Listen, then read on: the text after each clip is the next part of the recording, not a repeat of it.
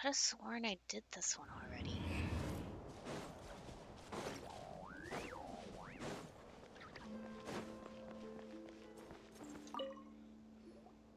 Finally, some progress at last. Now, to somehow put all these things back where they belong. This is quite an eclectic mix. I know. There's petrified seeds of an ancient tree, fossilized animal bones, colorful stones, more deposit boxes that people buried for safekeeping, wish boxes, letters with photos enclosed.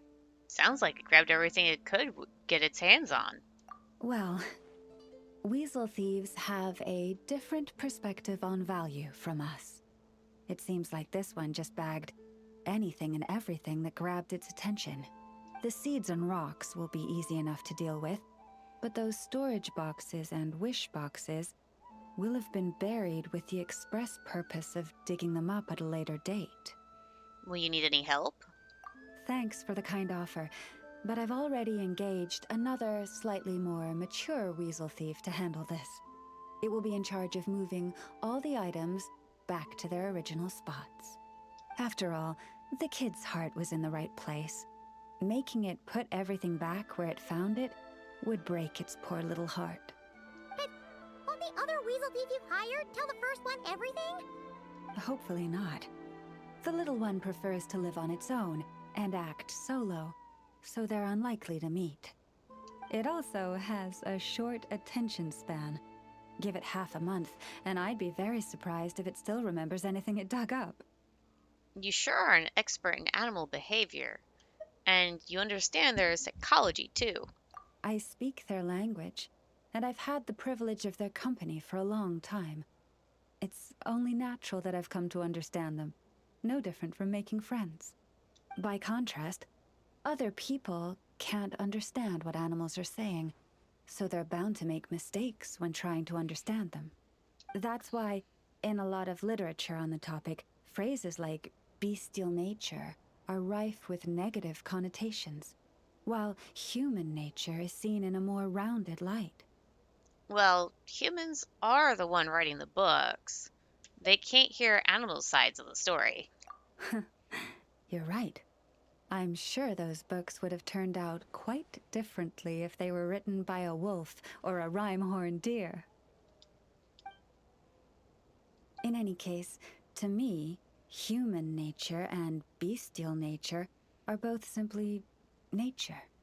Whether human or beast, all have moments of courage and of cowardice, times of both greed and rage.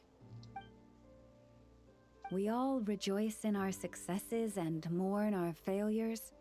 These experiences are neither inherently human nor inherently animal. They are a part of our shared nature, a nature bestowed upon all living things by Mother Nature herself. I do sometimes wonder whether the world around us might have turned out for the better if humans and animals could communicate with each other. But I know it is but a fantastical idea that can never be. Then there are those who reject nature and turn their back on the natural way. They are the wayward ones who do not hesitate to pull the trigger, even when they speak the same language as the object of their slaughter. Yes, child. I know you can protect yourself, and that you are far fleeter of foot than they. Do not worry. No one shall harm you again. Ah, how time flies. I should get back to sorting through that pile of treasure. I should have enough time to get everything in order before the weasel thief arrives.